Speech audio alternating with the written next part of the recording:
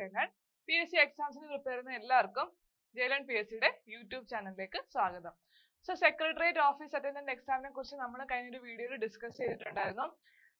എന്താണ് അതിന്റെ ഇമ്പോർട്ടൻസ്, അത് എത്രത്തോളം പഠിക്കാനുണ്ട്, എത്ര സമയമുണ്ട്, ഈ കാര്യങ്ങളൊക്കെ നമ്മൾ പറഞ്ഞപ്പോൾ ആ ഒരു വീഡിയോയിൽ വന്ന കൂടുതൽ റെക്കമെൻഡേഷൻ അല്ലെങ്കിൽ കൂടുതൽ കമന്റ് സെക്ഷനിൽ വന്നൊരു കാര്യമായിരുന്നു SCERT ചാപ്റ്റർ ലിസ്റ്റ്. ഏതൊക്കെ ടെക്സ്റ്റ് ബുക്കിലെ ഏതൊക്കെ ചാപ്റ്റേഴ്സ് ആണ് പഠിക്കേണ്ടതെന്നുള്ളൊരു കാര്യം പലർക്കും ഇപ്പോഴും അതൊരു സംശയമാണ്. സോ നമുക്കറിയാം SCERT എന്ന് പറയുന്നത് LDC എക്സാം ആയാലും സെക്രട്ടേറിയറ്റ് OA എക്സാം ആയാലും ഏതൊരു എക്സാം ആയാലും PSCയുടെ ഏത് എക്സാം എടുത്ത് നോക്കിയാലും SCERT എന്ന് പറയുന്നത് വളരെ ഇമ്പോർട്ടൻ്റ് ആയിട്ടുള്ള ഒരു ഫാക്ടറാണ്. സോ നമ്മൾ പ്രോപ്പർ ആയിട്ട് SCERT ടെക്സ്റ്റ് ബുക്കിലെ പോർഷൻസ് പഠിച്ചു തീർക്കുകയാണെങ്കിൽ ഒരു 60 to 70% നമുക്ക് എക്സാംസ് ഈസി ആയിരിക്കും. നമ്മുടെ മാർക്കിന്റെ 60 മുതൽ 70% വരെ SCERT ബേസ്ഡ് ആണ്. ബാക്കിയുള്ള 25% അല്ലെങ്കിൽ 30-40% ആണ് ബാക്കി ടോപ്പിക്സ് SCERT വെളിയിലുള്ള ടോപ്പിക്സ് നിങ്ങൾക്ക് ചോദ്യമായിട്ട് വന്നിട്ടുള്ളത്. സോ സിലബസ് എടുത്ത് നമ്മൾ നോക്കി കൃത്യമായിട്ട് SCERT ചാപ്റ്റേഴ്സ് ആദ്യം തന്നെ പഠിച്ചു പോവാം. സോ നമുക്കറിയാം സെക്രട്ടേറിയറ്റ് എക്സാം OA എക്സാം ആകുമ്പോൾ 3 മാസത്തോളം മിനിമം നമുക്ക് ഇപ്പോൾ തന്നെ കയ്യിലുണ്ട്. സോ ഈ 3 മാസത്തേക്ക് നമ്മൾ കൃത്യമായിട്ട് പഠിക്കുകയാണെങ്കിൽ ഇപ്പൊ നമുക്ക് ബേസ് തൊട്ട് പഠിക്കാനുള്ള സമയമുണ്ട്. അപ്പൊ നമ്മൾ SCERT ടെക്സ്റ്റ് ബുക്സ് വെച്ച് തുടങ്ങാം. സോ ബേസിക് ആയിട്ടുള്ള ടെക്സ്റ്റ് ബുക്സ് വായിക്കുക. അതുപോലെ ഇമ്പോർട്ടൻ്റ് ആയിട്ടുള്ള ചാപ്റ്റേഴ്സ് പറയുന്നുണ്ട്. നമ്മൾ ആ ചാപ്റ്റേഴ്സ് കൂടുതൽ ഇമ്പോർട്ടൻസ് കൊടുത്ത് പഠിച്ച് റിവിഷൻ ചെയ്യുകയാണെങ്കിൽ നമുക്ക് കുറച്ചുകൂടി ബെറ്റർ ആയിട്ട് പഠിക്കാൻ സാധിക്കും. സോ ഏതൊക്കെയാണ് നമുക്ക് പഠിക്കാനുള്ള SCERT ചാപ്റ്റേഴ്സ് എന്ന് നമുക്ക് ഇന്നത്തെ വീഡിയോയിൽ ഡിസ്കസ് ചെയ്യാം. എല്ലാ ചാപ്റ്റേഴ്സും എടുത്ത് കൃത്യമായിട്ട് പഠിക്കുക. ഓക്കെ, നമുക്ക് നോക്കാം. സിലബസ് എടുത്ത് നോക്കുകയാണെങ്കിൽ സിലബസിൽ പൊതുവിജ്ഞാനം എന്ന് പറയുന്ന ടോപ്പിക്കിൽ ആദ്യം വരുന്ന സെക്ഷൻ ആണ് ഇന്ത്യ ചരിത്രം. ഓക്കെ, ചരിത്രം, അതിൽ കേരള ചരിത്രമുണ്ട്, ഇന്ത്യ ചരിത്രമുണ്ട്. സോ നമുക്ക് ആദ്യം ഇന്ത്യൻ ചരിത്രം, ഇന്ത്യൻ ഹിസ്റ്ററി എന്ന് പറയുന്ന ടോപ്പിക്കിൽ നിന്ന് ചോദിക്കുന്ന പ്രധാനപ്പെട്ട മേഖലകൾ അല്ലെങ്കിൽ SCERT ടെക്സ്റ്റ് ബുക്കിലെ ചാപ്റ്റേഴ്സ് ഏതൊക്കെയാണെന്ന് നോക്കാം.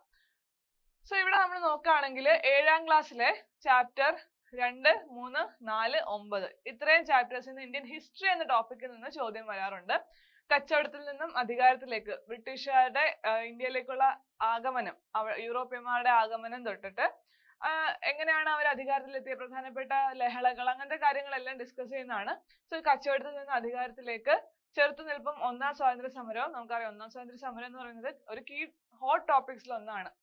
ആ ഒരു ടോപ്പിക്കിൽ നിന്നുള്ള ചോദ്യങ്ങളൊക്കെ മിക്കവാറും നമുക്ക് ടെക്സ്റ്റ് ബുക്കിൽ നിന്നാണ് ചോദ്യമായിട്ട് വരുന്നത്. അതുപോലെ ഇന്ത്യ പുതുയുഗത്തിലേക്ക് ഗാന്ധിജിയും സ്വാതന്ത്ര്യ സമരവും, ഈ ഒരു ടോപ്പിക്കും വളരെ ഇമ്പോർട്ടൻ്റ് ആണ്.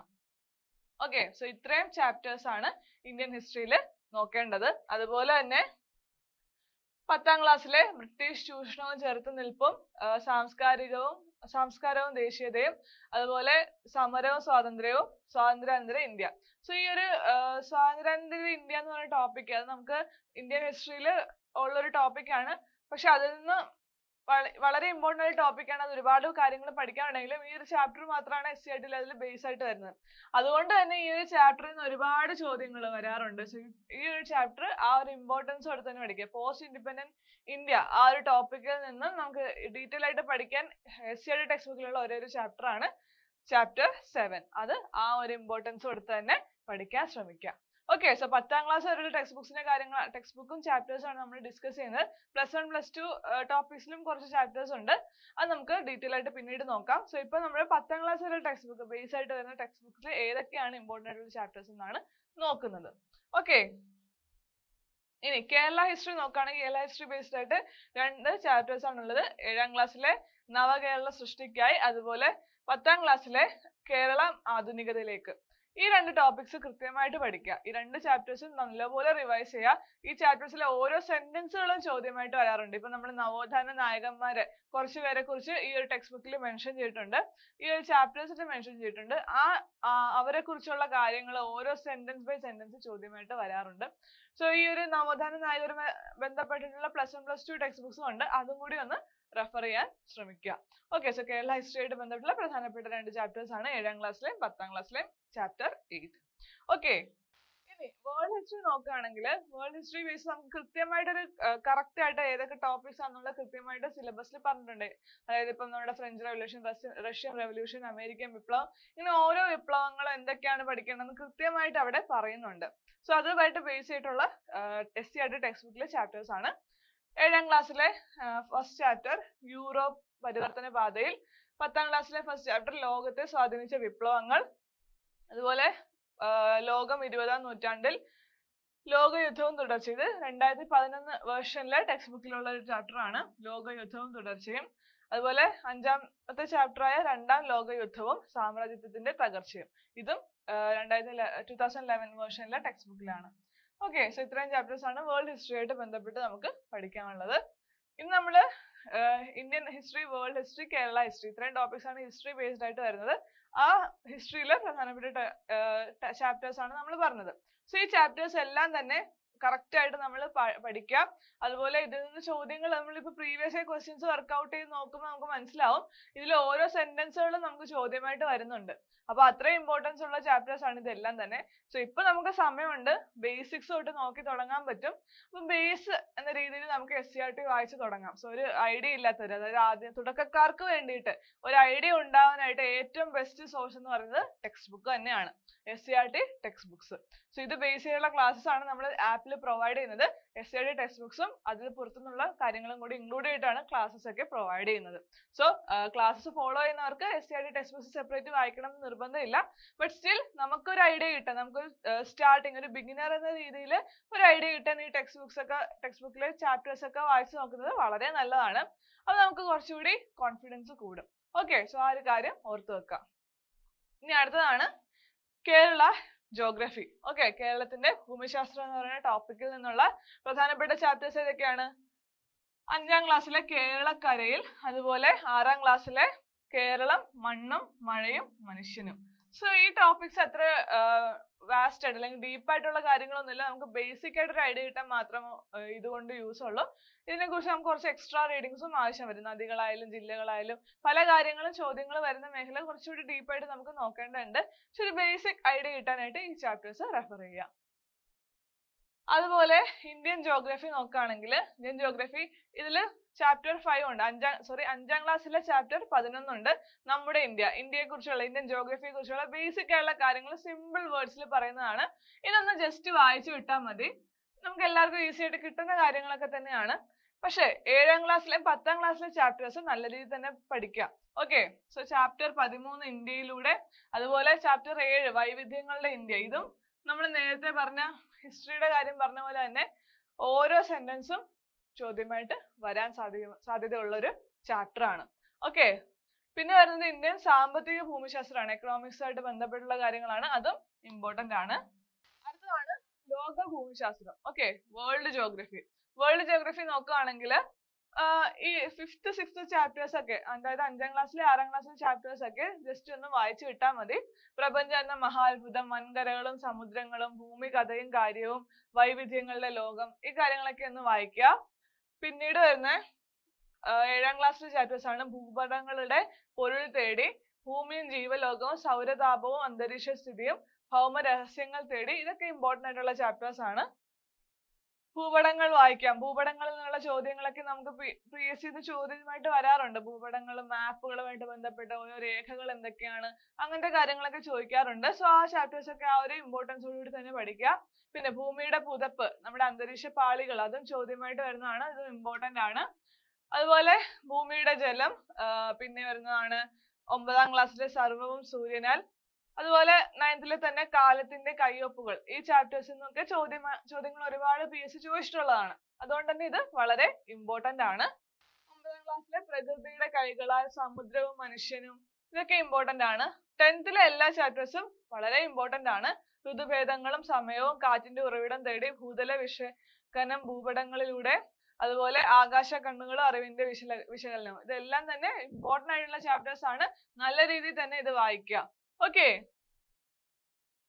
ഇനി ഇന്ത്യൻ ഭരണഘടന എന്ന ടോപ്പിക് നോക്കുകയാണെങ്കിൽ ടെക്സ്റ്റ് ബുക്കിൽ പറയുന്ന പ്രധാനപ്പെട്ട ചാപ്റ്റേഴ്സ് ആണ്. പക്ഷെ എന്നാൽ പോലും നമുക്ക് ഇന്ത്യൻ ഭരണഘടനയിലെ ടോപ്പിക്സ്, പ്രിസൈസ് ആയിട്ടുള്ള കാര്യങ്ങൾ കൃത്യമായിട്ട് അവിടെ സിലബസിൽ വ്യക്തമായിട്ട് പറയുന്നുണ്ട് എന്തൊക്കെ കാര്യങ്ങളാണ് പഠിക്കേണ്ടതെന്ന്. സോ അതില് ടെക്സ്റ്റ് ബുക്കിലുള്ള കാര്യങ്ങളാണ് ജനാധിപത്യവും അവകാശങ്ങളും, അതുപോലെ നമ്മുടെ ഭരണഘടന, നമ്മുടെ ഗവൺമെന്റ്, ഇന്ത്യൻ ഭരണഘടന, അവകാശങ്ങളും കർത്തവ്യങ്ങളും. നമ്മുടെ ഗവൺമെന്റിലേക്ക് ചില സെന്റൻസസ് അതുപോലെ ക്വസ്റ്റ്യൻ ആയിട്ട് വന്നിട്ടുണ്ട്.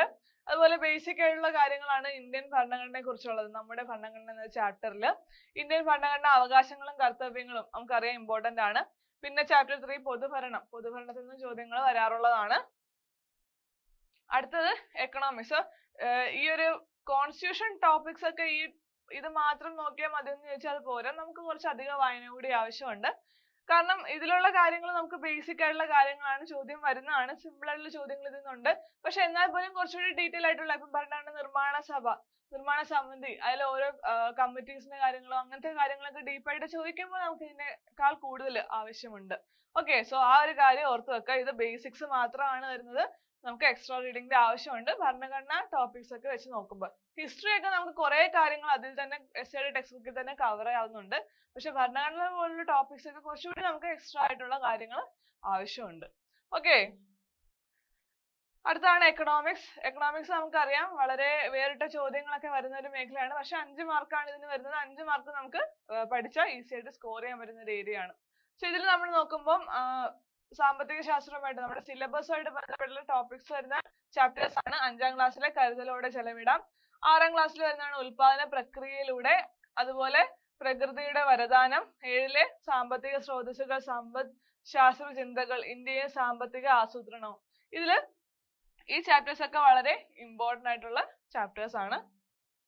ഇന്ത്യയുടെ വരുമാനം, സാമ്പത്തിക വളർച്ചയും സാമ്പത്തിക വികസനവും, അതുപോലെ സമ്പദ് വ്യവസ്ഥകളും സാമ്പത്തിക നയങ്ങളും, പൊതുജനവും പൊതുവരുമാനവും, ധനകാര്യ സ്ഥാപനങ്ങളും സേവനങ്ങളും. ഇത്രയും ടോപ്പിക്സ് പഠിക്കുക. അടുത്തത് കേരള ഭരണം, അതുപോലെ സുപ്രധാന നിയമങ്ങൾ. ഈ ഒരു സിലബസിലുള്ള ടോപ്പിക്സിൽ നിന്നുള്ള പ്രധാനപ്പെട്ട ചാപ്റ്റേഴ്സ് ആണ്. 5ാം ക്ലാസ്സിലെ ജനങ്ങൾക്ക് വേണ്ടി, അതുപോലെ ജനാധിപത്യവും അവകാശങ്ങളും, തെരഞ്ഞെടുപ്പും ജനാധിപത്യവും, സുരക്ഷിതമായ നാളേക്ക്, ജനസംഖ്യ, കുടിയേറ്റം, വാസസ്ഥലങ്ങൾ. ഈ ചാപ്റ്റേഴ്സ് ഒക്കെയാണ് ഈ ഒരു ടോപ്പിക്കായിട്ട് ബന്ധപ്പെട്ട് നമുക്ക് SCERT ഉള്ളത്. അതുപോലെ 10ാം ക്ലാസ്സിലെ ചാപ്റ്റേഴ്സ് ആണ് പൊതുഭരണം, നമ്മൾ ഭരണഘടനയിലും പഠിച്ചിട്ടുള്ളതാണ്. രാഷ്ട്രവും രാഷ്ട്രതന്ത്ര ശാസ്ത്രവും, മാനവ വിഭവശേഷി വികസനം ഇന്ത്യയിൽ, ഉപഭോക്താവ് സംതൃപ്തിയും സംരക്ഷണവും. ഈ ചാപ്റ്റേഴ്സും വളരെ ഇമ്പോർട്ടന്റ് ആണ്. ഓക്കെ, ഇനി നമ്മൾ സയൻസ് പാർട്ടിലേക്ക് കടക്കുമ്പോൾ നമുക്കറിയാം ബയോളജിക്കാണ് കുറച്ചുകൂടി മുൻതൂക്കം കൂടുതൽ, ബയോളജിക്കാണ് മാർക്ക് കൂടുതലായിട്ട് വരുന്നത്. സോ ജീവശാസ്ത്രം അഥവാ ബയോളജിയിൽ നിന്നുള്ള പ്രധാനപ്പെട്ട ടോപ്പിക്സ് ആണ് മനുഷ്യ ശരീരത്തെ കുറിച്ചുള്ള പൊതു അറിവ്. സോ ഇതിൽ സിലബസിൽ പറഞ്ഞ ഫസ്റ്റ് സബ്സെക്ഷൻ ആണ് മനുഷ്യ ശരീരം. സോ ആ ഒരു ടോപ്പിക് വളരെ വാസ്റ്റ് ആണ്. ടെക്സ്റ്റ് ബുക്കിൽ ബയോളജിയിലെ പ്രധാനപ്പെട്ട കുറെ ചാപ്റ്റേഴ്സ് നമുക്ക് അതിലൂടെ തന്നെ കവർ ചെയ്യേണ്ടതായിട്ടുണ്ട്. സോ അവിടെ നോക്കുകയാണെങ്കിൽ അറിവിന്റെ ജാലകങ്ങൾ, അത് നമുക്ക് ജസ്റ്റ് ആദ്യത്തെ നമ്മുടെ 5ാം ക്ലാസ്, 6ാം ക്ലാസ്, 7ാം ക്ലാസ് ആ ഒരു ടൈമിലുള്ള ടെക്സ്റ്റ് ബുക്സ് ഒക്കെ എന്ന് പറഞ്ഞാൽ ബേസിക് ആയിട്ടുള്ള കാര്യങ്ങൾ പോകുന്നു. കുറച്ചുകൂടി ഡീപ്പ് ആയിട്ടുള്ള കാര്യങ്ങൾ 8, 9, 10 ക്ലാസ്സുകളിലെ ടെക്സ്റ്റ് ബുക്കിലും ഉണ്ട്. സോ ബേസിക് ഐഡിയാസും വേണം, നമുക്ക് ഡീപ്പ് ആയിട്ടുള്ള കാര്യങ്ങളും ആവശ്യമുള്ളിടത്ത് അത് നമുക്ക് രണ്ട് രീതിയിലും ഈ ഒരു ടെക്സ്റ്റ് ബുക്കിൽ തന്നെ കിട്ടുന്നുണ്ട്. സോ 5ാം ക്ലാസ്സിലെ ചാപ്റ്റർ 7 ആയിട്ടുള്ള അറിവിന്റെ ജാലകങ്ങൾ, അതുപോലെ 6ാം ക്ലാസ്സിലെ രൂപത്തിനും ബലത്തിനും, 6ാം ക്ലാസ്സിൽ തന്നെ ജീവന്റെ ചെപ്പുകൾ, കോശവുമായിട്ട് ബന്ധപ്പെട്ടുള്ള കാര്യങ്ങൾ, അന്നപഥത്തിലൂടെ ഡൈജസ്റ്റീവ് സിസ്റ്റവുമായിട്ട് ബന്ധപ്പെട്ടുള്ള കാര്യങ്ങൾ, പ്രാണവായുവും ജീവരക്തവും 7ാം ക്ലാസ്സിലെ ചാപ്റ്റർ 8 ആണ്, അതും ഇമ്പോർട്ടന്റ് ആണ്. 8ാം ക്ലാസ്സിലെ ചാപ്റ്റർ 1 ആണ് കുഞ്ഞറയ്ക്കുള്ളിലെ ജീവരഹസ്യം. സോ ഇവിടെ കോശങ്ങളെ കുറിച്ച് ബേസിക് ആയിട്ടുള്ള കാര്യങ്ങൾ ജീവന്റെ ചെപ്പുകൾ എന്ന ടോപ്പിക്കിൽ നമുക്ക് കിട്ടും, ആ ഒരു ചാപ്റ്ററിൽ നിന്ന് കിട്ടും. ബാക്കി കുറച്ചുകൂടി ഡീറ്റെയിൽ ആയിട്ടുള്ള കാര്യങ്ങളാണ് 8ാം ക്ലാസ്സിലെ കുഞ്ഞറയ്ക്കുള്ളിലെ ജീവരഹസ്യങ്ങൾ ഈ ഒരു ചാപ്റ്ററിലുള്ളത്.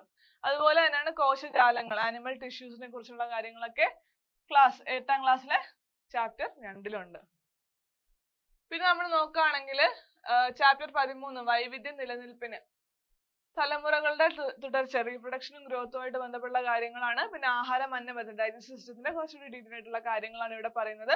പിന്നെ വരുന്നത് ലഘു പോഷകങ്ങൾ കോശത്തിലേക്ക്, അതുപോലെ ഊർജത്തിനായി ശ്വസിക്കാം. ഓക്കെ, സോ ഇതെല്ലാം ഇമ്പോർട്ടന്റ് ആയിട്ടുള്ള ചാപ്റ്റേഴ്സ് ആണ്. മനുഷ്യ ശരീരത്തെ കുറിച്ചുള്ള കാര്യങ്ങളൊക്കെയാണ് ഡീറ്റെയിൽ ആയിട്ട് ഇവിടെ പറയുന്നത്. 9ാം ക്ലാസ്സിലെ വിസർജനം സമസ്ഥിതി പാലനത്തിന്, ചലനത്തിന്റെ ജീവശാസ്ത്രം, വിഭജനം വളർച്ചയിലേക്ക്. ഓക്കെ, ബേസിക്കലി 10ാം ക്ലാസ്സിലെ എല്ലാ ചാപ്റ്റേഴ്സും, അതായത് ചാപ്റ്റർ 1 to 8 എല്ലാം തന്നെ വായിച്ച് പഠിക്കേണ്ടതാണ്. 9th വരെയുള്ള പ്രധാനപ്പെട്ട ടോപ്പിക്സ് നമ്മൾ എടുത്തു പറയുമെങ്കിലും 10th എല്ലാ ചാപ്റ്റേഴ്സും, ചാപ്റ്റർ 1 to 8 എല്ലാം തന്നെ ഇമ്പോർട്ടന്റ് ആണ്. ഇനി ജീവകങ്ങളും അപര്യാപ്ത രോഗങ്ങളും, നമ്മുടെ വൈറ്റമിൻസ് ആയിട്ട് ബന്ധപ്പെട്ടുള്ള ചാപ്റ്റേഴ്സ് ആണെങ്കിൽ 6ാം ക്ലാസ്സിലെ ചാപ്റ്റർ 5 ആഹാരം ആരോഗ്യത്തിന്, അതുപോലെ രോഗങ്ങളും രോഗകാരികളും, സാംക്രമിക രോഗങ്ങളും രോഗകാരികളും എന്ന ടോപ്പിക് ആണെങ്കിൽ 2 ചാപ്റ്റേഴ്സ് ആണ്. രണ്ടിന് ടൈറ്റിൽ സെയിം ആണ്, അകറ്റി നിർത്താൻ രോഗങ്ങളെ. ഒന്ന് 5ാം ക്ലാസ്സിലെയും ഒന്ന് 10ാം ക്ലാസ്സിലെയാണ്. രണ്ടും ഇമ്പോർട്ടന്റ് ആയിട്ടുള്ള ചാപ്റ്റേഴ്സ് ആണ്. ഭക്ഷ്യ കാർഷിക വിളകൾ, അതുപോലെ കാർഷിക ഗവേഷണ കേന്ദ്രങ്ങൾ, ഇവയുമായിട്ട് ബന്ധപ്പെട്ട ടോപ്പിക്സ് ആണെങ്കിൽ 5ാം ക്ലാസ്സിലെ വിത്തിനുള്ളിലെ ജീവൻ, അതുപോലെ 7ാം ക്ലാസ്സിലെ മണ്ണിൽ പൊന്ന് വിളയിക്കാം. ഈ കാര്യങ്ങളും 10ാം ക്ലാസ്സിലെ ഇന്ത്യൻ സാമ്പത്തിക ഭൂമിശാസ്ത്രത്തില് നമ്മുടെ ഖാരിഫ്, റാബി, സെയ്ദ്, ഭക്ഷ്യവിളകളെ കുറിച്ചുള്ള കാര്യങ്ങളൊക്കെ ഉണ്ട്. അതും ഇമ്പോർട്ടന്റ് ആണ്. ഇനി പരിസ്ഥിതിയും പരിസ്ഥിതി പ്രശ്നങ്ങളും ഇപ്പൊ റീസെന്റ് ആയിട്ട് PSC ഒരുപാട് ക്വസ്റ്റ്യൻസ് ഈ ഒരു ഏരിയയിൽ നിന്ന് ചോദിക്കുന്നുണ്ട്. സോ അതുമായിട്ട് ബന്ധപ്പെട്ട ചാപ്റ്റേഴ്സ് ആണ് ഒന്നിച്ചു നിൽക്കാം, അതുപോലെ പ്രകൃതിയുടെ വരദാനം, നിർമ്മലമായ പ്രകൃതിക്കായി, വൈവിധ്യ നിലനിൽപ്പിന്. ഓക്കെ, ഈ ചാപ്റ്റേഴ്സ് എല്ലാം തന്നെ ഇമ്പോർട്ടന്റ് ആണ്. അതുപോലെ 8ാം ക്ലാസ്സിലെ 10ാമത്തെ ചാപ്റ്റർ ഭൂമിയുടെ പുതപ്പ് നമ്മൾ ഓൾറെഡി പറഞ്ഞിട്ടുണ്ട്. അത് ജോഗ്രഫി ആയിട്ട്, വേൾഡ് ജോഗ്രഫി ആയിട്ട് ബന്ധപ്പെട്ട ടോപ്പിക്സും ഉണ്ട്.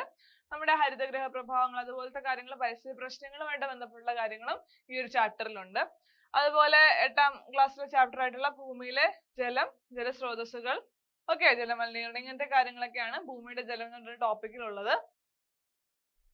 പിന്നെ വരുന്നത് കെമിസ്ട്രി ആണ്. കെമിസ്ട്രിയിൽ നിന്നുള്ള ടോപ്പിക്സ് ഏതൊക്കെയാണ്? ആറ്റം, ആറ്റത്തിന്റെ ഘടന, ഇതിനെക്കുറിച്ചുള്ള ബേസിക് കാര്യങ്ങൾ 6ാം ക്ലാസ് 8ാം ക്ലാസ്സിലെ ടെക്സ്റ്റ് ബുക്സ് ആയ ചേർക്കാം, പിരിക്കാം, പദാർത്ഥത്തിലെ അടിസ്ഥാന ഘടകങ്ങൾ, ആറ്റത്തിന്റെ ഘടന, വാതക നിയമങ്ങളും, മോൾ സങ്കല്പനം, ഇങ്ങനത്തെ ചാപ്റ്റേഴ്സിലെല്ലാം ഉണ്ട്. പക്ഷെ ഈ ഒരു ടോപ്പിക്സ് കുറച്ചുകൂടി SCERT പോയിന്റ് ഓഫ് വ്യൂവിൽ പഠിക്കുന്നത് നല്ലതാണ്. കാരണം സ്റ്റേറ്റ്മെന്റ് രൂപത്തിലുള്ള ക്വസ്റ്റ്യൻസ് ഒക്കെ ഈ ഒരു ടോപ്പിക്കിൽ നിന്ന് വരാറുണ്ട്.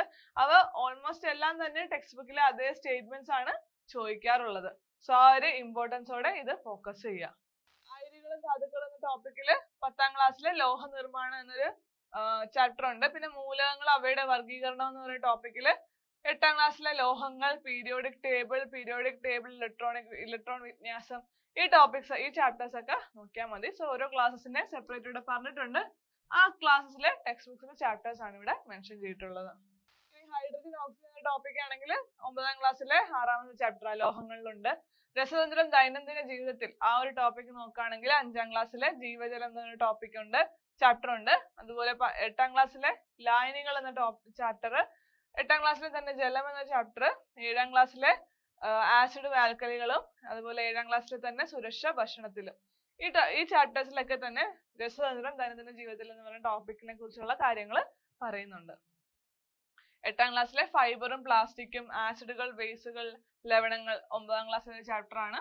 അതുപോലെ 10ാം ക്ലാസ്സിലെ 7ാമത്തെ ചാപ്റ്റർ പോളിമറൈസേഷൻ, ഈ ടോപ്പിക്സ് ഒക്കെ ഇമ്പോർട്ടന്റ് ആണ്. ഇനി ഫിസിക്സിലേക്ക് നമ്മൾ കടക്കുമ്പോൾ ദ്രവ്യവും പിണ്ഡവും എന്ന് ഒരു സബ്സെക്ഷൻ ഉണ്ട് നമ്മുടെ ഫിസിക്സിന്റെ സിലബസിൽ. അതിനെ കുറിച്ചുള്ള കാര്യങ്ങളാണ് പദാർത്ഥ സ്വഭാവം 8ാം ക്ലാസ്സിലെ. അതുപോലെ അളവും യൂണിറ്റും, ഇത് വളരെ ഇമ്പോർട്ടന്റ് ആണ്. ദ്രവ്യ ബലങ്ങൾ, ഇതെല്ലാം ഇമ്പോർട്ടന്റ് ആയിട്ടുള്ള ചാപ്റ്റേഴ്സ് ആണ്. അതുപോലെ പ്രവൃത്തി, ശക്തി, ഊർജവും പരിവർത്തനവും, ആ സിലബസിലെ ആ ഒരു സബ്സെക്ഷൻസ് നോക്കുകയാണെങ്കിൽ 5, 6, 9, 10 ഈ ക്ലാസ്സുകളിലെ ഊർജത്തിന്റെ ഉറവകൾ, മാറ്റത്തിന്റെ പൊരുൾ, പ്രവൃത്തി, ഊർജം, പവർ, ഊർജ പരിപാലനം, ഈ ചാപ്റ്റേഴ്സ് ഒക്കെയാണ് പ്രധാനമായിട്ടും നോക്കേണ്ടത്. താപവും ഊഷ്മാവും ആണെങ്കിൽ താപം ഒഴുകുന്ന വഴികൾ എന്ന് പറഞ്ഞ് 7ാം ക്ലാസ്സിലെ ചാപ്റ്റർ 9 ഉണ്ട്. പ്രകൃതിയിലെ ചലനങ്ങളും ബലങ്ങളും, ആ ഒരു ടോപ്പിക് സെപ്പറേറ്റ് ആയിട്ട് നമ്മൾ നോക്കുകയാണെങ്കിൽ 5th-ലെ ഇത്തിരി ശക്തി ഒത്തിരി ജോലി, അതുപോലെ ഉത്തോലകങ്ങൾ എന്നൊക്കെ പറഞ്ഞ ടോപ്പിക്സ് ഉണ്ട്. അതിനൊക്കെ ചോദ്യം വരാറുള്ളതാണ്. 6ാം ക്ലാസ്സിലെ ചലനത്തിനൊപ്പം, അതുപോലെ 8ാം ക്ലാസ്സിലെ ചലനം എന്ന് പറയുന്ന ചാപ്റ്റർ ഉണ്ട്. 8ൽ തന്നെ ബലം ഉണ്ട്. അതുപോലെ 9ാം ക്ലാസ്സിലെ ചലന സമവാക്യങ്ങൾ, ചലനവും ചലന നിയമങ്ങളും, ഗുരുത്വാകർഷണം, ഈ ചാപ്റ്റേഴ്സ് ഒക്കെയാണ് പ്രധാനമായിട്ടും നോക്കേണ്ടത്. ശബ്ദവും പ്രകാശവും, ഈ ഒരു ടോപ്പിക് നോക്കുകയാണെങ്കിൽ 8ാം ക്ലാസ്സിലെ ശബ്ദം, അതുപോലെ 9ാം ക്ലാസ്സിലെ തരംഗ ചലനം, ഈ 2 ചാപ്റ്റേഴ്സ് ആണ് നോക്കേണ്ടത്. ഓക്കെ, അതുപോലെ പ്രകാശവുമായിട്ട് ബന്ധപ്പെട്ടുള്ള കാര്യങ്ങളാണെങ്കിൽ മാനത്തെ നിഴൽ കാഴ്ച, പ്രകാശ വിസ്മയങ്ങൾ, പ്രകാശ പ്രതിപതനം, ഗോളീയ ദർപ്പണങ്ങൾ, ഈ കാര്യങ്ങളൊക്കെ നോക്കണം. സോ ഗോളീയ ദർപ്പണങ്ങൾ എന്നൊക്കെയുള്ള ഇക്വേഷൻ വരെ ചോദിച്ചു കാണാറുണ്ട്. അതുമായിട്ട് ബന്ധപ്പെട്ട പ്രോബ്ലംസും PSC ഇപ്പോൾ ചോദിച്ചു കാണാറുണ്ട്. സോ ആ ചാപ്റ്റേഴ്സ് ഒക്കെ ആ ഒരു ഇമ്പോർട്ടൻസ് കൊടുത്ത് തന്നെ പഠിക്കുക. 10ാം ക്ലാസ്സിലെ പ്രകാശത്തിന്റെ പ്രതിപതനം, പ്രകാശത്തിന്റെ അപവർത്തനം, കാശിയുടെ വർണ്ണങ്ങളുടെ ലോകവും, അതുപോലെ സൗരയൂഥ സവിശേഷതകൾ, ഈ ടോപ്പിക് നോക്കുകയാണെങ്കിൽ പ്രപഞ്ചം എന്ന മഹാത്ഭുതം 5ാം ക്ലാസ്സിലെ ചാപ്റ്റർ ആണ്. തിങ്കളും താരങ്ങളും, അത് 6ാം ക്ലാസ്സിലെ ചാപ്റ്റർ ആണ്. ബഹിരാകാശം വിസ്മയങ്ങളുടെ, ഇത് 5ലെ ഒരു ചാപ്റ്റർ ആണ്. സോ ഈ 5th, 6th-ലെ ചാപ്റ്റേഴ്സ് ഒക്കെ വായിച്ചു വിടുക. അതായത് നമുക്ക് ബേസിക് ആയിട്ട് ഒരു ഐഡിയ ഉണ്ടാക്കാൻ മാത്രം വായിച്ചാൽ മതി. അതിൽ നിന്നൊക്കെ ചോദ്യങ്ങൾ വന്നാൽ നമുക്ക് ആൻസർ ചെയ്യാൻ സാധിക്കുന്ന ഒരു ചാപ്റ്റേഴ്സ് ആണ്. ജസ്റ്റ് ഒരു ഐഡിയ ഉണ്ടാക്കാൻ വേണ്ടി നമുക്ക് വായിച്ചു വിട്ടാൽ മതിയായിരിക്കും. ഓക്കെ, അപ്പം ഇത്രയും ചാപ്റ്റേഴ്സ് ആണ് GK പാർട്ടിൽ നിന്ന്, നമ്മുടെ GK സയൻസ് ഭാഗങ്ങളിൽ നിന്ന് PSC ചോദ്യങ്ങൾ വരുന്ന പ്രധാനപ്പെട്ട SCERT ചാപ്റ്റേഴ്സ്. SCERT വായിക്കണോ എന്നുള്ള ചോദ്യം വരികയാണെങ്കിൽ സമയമുള്ളവർ, അതായത് ബേസിക്സ് തൊട്ട് അറിയാനായിട്ട് തുടക്കക്കാരും വായിക്കണം, അതുപോലെ സമയമുള്ളവരും വായിക്കുന്നത് വളരെ നല്ലതായിരിക്കും. കാരണം നമുക്ക് ഒരു ബേസിക് ഐഡിയ കിട്ടും. ഓരോ ചാപ്റ്റേഴ്സ് വായിക്കും തോറും നമുക്ക് GK പാർട്ട് കുറച്ചുകൂടി ഈസി ആയിട്ട് തോന്നും. മാത്സിൽ നിന്നുള്ള ചോദ്യങ്ങളൊക്കെ ചില ക്വസ്റ്റ്യൻസ് ഒക്കെ ഡയറക്റ്റ് ടെക്സ്റ്റ് ബുക്കിൽ തന്നിട്ടുള്ള ക്വസ്റ്റ്യൻസ് ഒക്കെ തന്നെ PSC ചോദിക്കാറുണ്ട്. മലയാളം അതുപോലെ തന്നെയാണ്. മലയാളത്തിൽ നിന്ന് ചില വാക്കുകളൊക്കെ നമുക്ക് പഠിക്കുന്നവർക്ക് ബുദ്ധിമുട്ടായിരിക്കും. പക്ഷെ നമ്മൾ സ്കൂളുകളിൽ പഠിച്ചിട്ടുള്ള കാര്യങ്ങളൊക്കെയാണ് മലയാളം പോലുള്ള സബ്ജക്റ്റുകളിലും ചോദ്യമായിട്ട് വരാറുള്ളത്. SCERT ടെക്സ്റ്റ് ബുക്സ് ബേസിക് ആയിട്ട് വെച്ചിട്ട് നമ്മൾ ബാക്കിയുള്ള കാര്യങ്ങൾ അധിക വായന പോലെ റിവിഷൻ ചെയ്യുക, അതുപോലെ ടെക്സ്റ്റ് ബുക്കിലുള്ള കാര്യങ്ങൾ കൃത്യമായിട്ട് പഠിച്ചു പോകുന്നത് വളരെ നല്ലതാണ്. ഏകദേശം 3 മാസത്തിൽ കൂടുതൽ തന്നെ നമ്മുടെ മുമ്പിലുണ്ട്. ഓക്കെ, ഒക്ടോബർ, നവംബർ, ഡിസംബർ മാസങ്ങളിൽ നമുക്ക് നല്ല രീതിയിൽ പ്രിപ്പയർ ചെയ്യാനുള്ള സമയമുണ്ട്. ബേസിക് ആയിട്ട് തുടങ്ങാനായിട്ട് ബിഗിനർ എന്ന രീതിയിൽ, അല്ലെ നമ്മുടെ ഒരു ഫസ്റ്റ് സ്റ്റെപ്പ് എന്ന രീതിയിൽ ഈ ചാപ്റ്റേഴ്സ് ഒക്കെ വായിച്ചു തുടങ്ങാം. ഓക്കെ, പക്ഷെ ഒരുവിധം പഠിച്ചിട്ടുള്ളവര് അല്ലെങ്കിൽ ബേസിക് ഐഡിയ ഉള്ളവര് ടെക്സ്റ്റ് ബുക്സിന് വേണ്ടി ഒരുപാട് സമയം കളയരുത്. നമുക്ക് പഠിച്ച കാര്യങ്ങൾ റിവിഷൻ ചെയ്യുക, ടെക്സ്റ്റ് ബുക്സ് അതിന്റെ കൂടെ ജസ്റ്റ് ഒന്ന് വായിച്ചു പോയാൽ മതി. ഓക്കെ, എങ്ങനെയാണേലും ഇത്രയും ചാപ്റ്റേഴ്സ് ആണ് ടെക്സ്റ്റ് ബുക്ക് ബേസ്ഡ് ആയിട്ട് നമുക്ക് പഠിക്കാനുള്ളത്. ആ കാര്യങ്ങളാണ് നമ്മൾ ഇന്നത്തെ വീഡിയോയിൽ ഡിസ്കസ് ചെയ്യുന്നത്. ഇതുപോലുള്ള എന്തെങ്കിലും സംശയങ്ങൾ ഉണ്ടെങ്കിൽ നിങ്ങൾക്ക് കമന്റ് ചെയ്യാം. അതുപോലെ ചാനൽ സബ്സ്ക്രൈബ് ചെയ്യാത്തവർ സബ്സ്ക്രൈബ് ചെയ്യുക. പ്രധാനപ്പെട്ട അറിയിപ്പുകളും മറ്റ് നോട്ടിഫിക്കേഷൻസ്, അതുപോലെ എക്സാമുമായിട്ട് ബന്ധപ്പെട്ടുള്ള കാര്യങ്ങൾ, ഇങ്ങനത്തെ കാര്യങ്ങളൊക്കെ നമ്മൾ ചാനലിലൂടെ പ്രൊവൈഡ് ചെയ്യുന്നതാണ്. എല്ലാവരും സബ്സ്ക്രൈബ് ചെയ്യുക. Thank you.